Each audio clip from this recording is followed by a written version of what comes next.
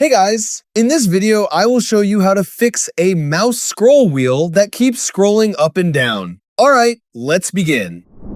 If your mouse scroll wheel jumps in the wrong direction, scrolls inconsistently, or stops responding, the most common cause is dust or debris blocking the scroll wheel sensor.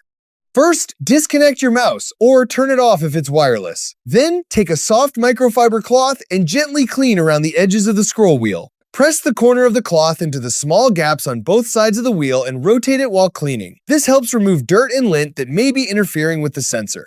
If the problem continues, try blowing air into the gaps around the scroll wheel while rotating it. In many cases, a small piece of dust is enough to cause erratic scrolling. A few strong bursts of air can clear the obstruction and restore normal operation.